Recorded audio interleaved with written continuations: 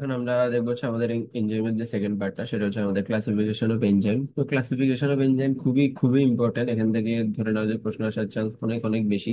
এবং তোমাকে হয়তো বলে দিবে যে তুমি এনজাইম ক্লাসিফাই করো, তুমি কিন্তু সাতটাই লিখতে হবে। যদি প্রশ্ন মার্কস বাড়াই দেয়, বা হয়তো তোমাকে হচ্ছে দুই তিনটার নাম বলবে। তো ক্লাসিফিকেশনের জন্য আসলে নামগুলো একটু ভালো মতো মুখস্থ রাখতে হবে। তো আমাদের টোটাল হচ্ছে যে আমাদের টোটাল 6টা ক্লাসিফিকেশন ছিল এনজাইমের জন্য। এখন এই যে 7 নম্বর যেটা ট্রান্সলোকেজ, সেটা হচ্ছে তোমার হচ্ছে নতুন আসছে। তো তোমরা অনেক জায়গায় যদি সার্চ দাও বা ইউটিউবে যদি দেখো, দেখবে যে অনেক জায়গায় হচ্ছে যে আগের যে ভিডিওগুলো, তো ওগুলো তো 6টা ক্লাসিফিকেশন নিয়ে পড়ানো আছে। আর যেগুলো আপডেটেড ভিডিও আসছে, ওগুলো তো তোমার হচ্ছে 7 নম্বরটা নতুন আসছে। তো ফার্স্টে আছে আমাদের কি অক্সিলারি রিডাকটেস। তো অক্সিলারি রিডাকটেস নাম থেকে তোমরা বুঝতে পারছো এখানে কি অক্সিডেশন রিডাকশন মানে হচ্ছে জারণ বিজারণ হবে, ঠিক আছে। তো জারণ বিজারণ কখন হবে? Transferable electron, that's it. Just হচ্ছে কি তুমি হচ্ছে ট্রান্সফারেবল ইলেকট্রন। তো অক্সিলারি রিডাকটেসের ক্ষেত্রে কাজ হচ্ছে কি তাদের কি ট্রান্সফার অফ ইলেকট্রন, তারা হচ্ছে জাস্ট তোমার কি ইলেকট্রনটা ট্রান্সফার করে, ঠিক আছে। এখন এখানের মধ্যে আমাদের একটা জিনিস আছে, অক্সিডেশন আর রিডাকশনের মধ্যে পার্থক্য, ঠিক আছে। তো এখান থেকে এই জিনিসটা একটু ভালো মতো দেখবা। তো এখানে একটা জিনিস দেখো, অক্সিডেশনের সবগুলো হচ্ছে লস, অক্সিডেশনের পুরো জীবনটাই লস, শুধুমাত্র একটাই জিনিস, সেটা হচ্ছে কিসের, তার অক্সিজেনটা কি অ্যাডিশন হয়। আর রিডাকশনের সবগুলাই গেইন বা অ্যাডিশন, শুধুমাত্র কি অক্সিজেনটা লস হয়। তো এই জাস্ট এতটুকু তোমরা মাথায় রাখতে পারলে হয়ে যাবে। তো এটাই হচ্ছে আমাদের অক্সিডেটিভ রিডাকটেন্স। তো এখান থেকে তোমার হচ্ছে যে এক্সাম্পল গুলো ভালো মতো দেখতে হবে। এক্সাম্পল কি কি? এক্সাম্পল আসার চান্স অনেক বেশি। ট্রান্সপারেন্স। তো ট্রান্সপারেন্স হচ্ছে কি, হচ্ছে যে ট্রান্সফার করে, ঠিক আছে। তো আমাদের যে অনেকগুলো গ্রুপ থাকে, তো আমরা দেখছিলামই আমাদের যখন হচ্ছে বন্ড বা শিকড় গুলো তোমার এই তৈরি হয়, সেখানে অনেকগুলো গ্রুপ থাকে। তো গ্রুপ গুলারে ট্রান্সফার করবে, কিন্তু আদার দেন হাইড্রোজেন, ঠিক আছে। সে হচ্ছে হাইড্রোজেনটাকে ট্রান্সফার করবে না। হাইড্রোজেনটাকে ট্রান্সফার না করে আদার দেন হাইড্রোজেন, হাইড্রোজেন বাদে যে কোনো গ্রুপকে সে কি ট্রান্সফার করতে পারবে, তখন সে কাজটা করে ট্রান্সফার এনজাইম। তো ট্রান্সফার এনজাইম কি কি গ্রুপ গুলাকে সে ট্রান্সফার করে? অ্যাসাইল হতে পারে, সেটা অ্যালকাইল হতে পারে, অ্যালকাইল হতে পারে, অ্যামিন হতে পারে, ফসফেট হতে পারে, আর কি গ্লাইকোসাইল হতে পারে। তো এই যে দেখো আমাদের এই যে এক্সাম্পলটা দেওয়া আছে, এখানে কি অ্যামিনো গ্রুপ, এই যে এটা অ্যামিনো গ্রুপটা ছিল আগে এখানে।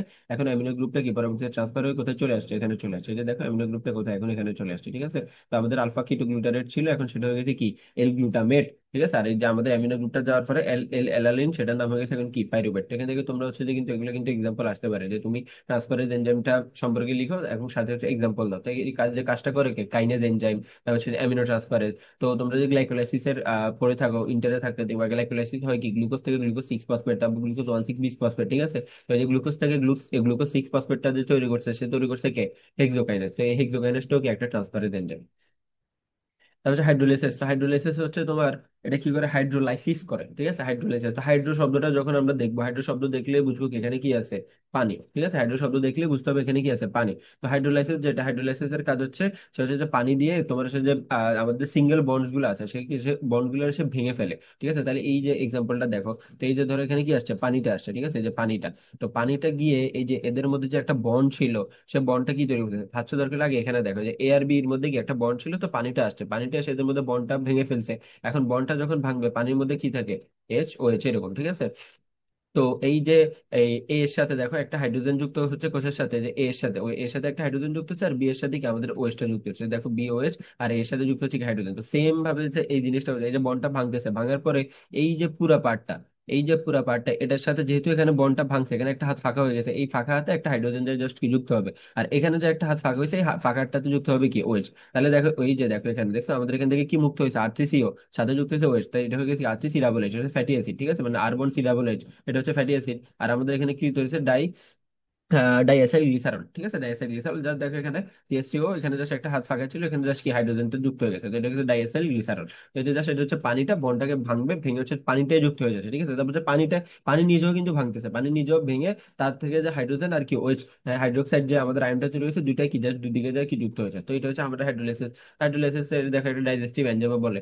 আর আমাদের কি কি হাইড্রোলাইসিস করে হচ্ছে লাইপেজ এনজাইম, সুক্রেজ এনজাইম, ঠিক আছে, এগুলা। তারপর সে লাইসেস, লাইসেস এর কাজ হচ্ছে সে হচ্ছে তোমার সে ডাবল বন্ড তৈরি করে, ঠিক আছে। তো সে লাইসেস নামটা দেখলে বুঝবে কি, সেটা হচ্ছে ডাবল বন্ড তৈরি করবে।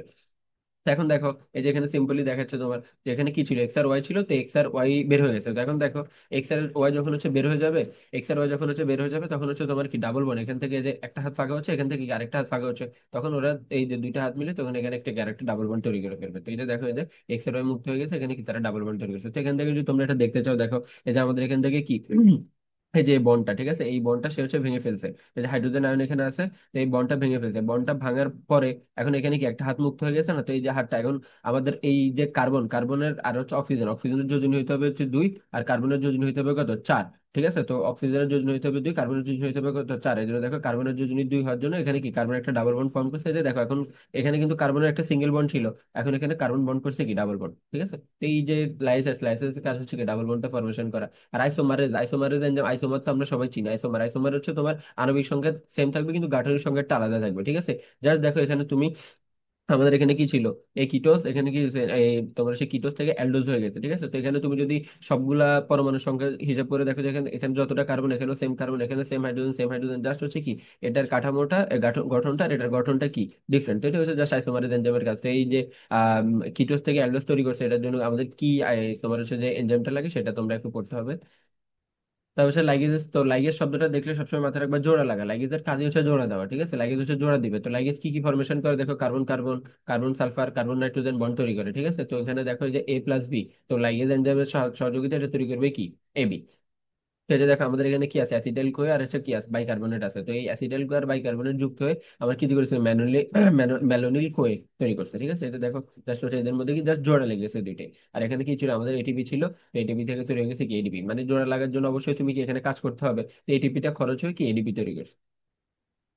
ট্রান্সলোকেসের যেটা যেটা বললাম যে এটা নতুন আসছে। ঠিক আছে, তো এটা ইম্পর্টেন্ট আছে যেহেতু এটা নতুন আসছে। তো এটার কাজ হচ্ছে জাস্ট হচ্ছে তোমার হচ্ছে যে প্রোটন পাম্প। আমরা প্রোটন পাম্পের নাম শুনছো নাকি, প্রোটন পাম্প? তো এটা হচ্ছে যে প্রোটন পাম্পের মাধ্যমে কি করে আয়ন বা মলিকিউল গুলো মেমব্রেনের সাহায্যে, তো আমাদের যে সেল মেমব্রেন বা ডিফারেন্ট যে মেমব্রেন গুলো আছে, মেমব্রেন আমরা বলছিলাম যে আমাদের বিভিন্ন আয়ন থাকে, সোডিয়াম আয়ন, ক্যালসিয়াম 2+ আয়ন। তো এই আয়ন গুলার হচ্ছে তোমার কি ট্রান্সফার হয়। ঠিক আছে, মেমব্রেনের সাহায্যে তোমার সাথে ট্রান্সফার হয়। তো প্রোটন পাম্পের সাহায্যে এগুলো ট্রান্সফার হয়। তো এই যে ট্রান্সফারের কাজ করে এটা হচ্ছে ট্রান্সলোকেটেড এনজাইমটা। ঠিক আছে, তো এই যে দেখো আমাদের H+B, এই যে সাইড ওয়ানে আছে দেখো, এখান থেকে কি দেশ হচ্ছে তার সাইড টু তে চলে গেছে। তো এইগুলো হচ্ছে আমাদের এই যে প্রোটন পাম্প, এখানে কি কি এনজাইম গুলো আছে এগুলো একটু এক্সাম্পল করতে হবে। তো এটার মেইন কাজটা হচ্ছে জাস্ট হচ্ছে আয়ন গুলারে তোমার হচ্ছে কি মেমব্রেনের এই দুই পাশে সে জাস্ট হচ্ছে মুভমেন্টটা করে, দ্যাটস ইট।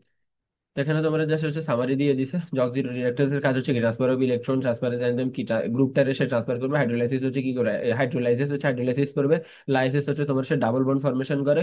আর আইসোমারেস তো হচ্ছে যে ট্রান্সফার অফ গ্রুপ উইদিন হচ্ছে মলিকিউল। আর লাইগেজ এনজাইম হচ্ছে কি ফরমেশন হচ্ছে কার্বন কার্বন কার্বন সালফার। ট্রান্সলোকেসের এনজাইম কাজটা হচ্ছে জাস্ট মেমব্রেনের মধ্যেই কি তোমার হচ্ছে যে আয়ন গুলারে সে মুভমেন্ট করে, দ্যাটস ইট। তো এখানে হচ্ছে যে আমাদের যে এক্সাম্পল হচ্ছে প্রোটন পাম্প, এটা ইম্পর্টেন্ট আছে, তো কুইজের জন্য এগুলো একটু ভালো মতো দেখতে হবে।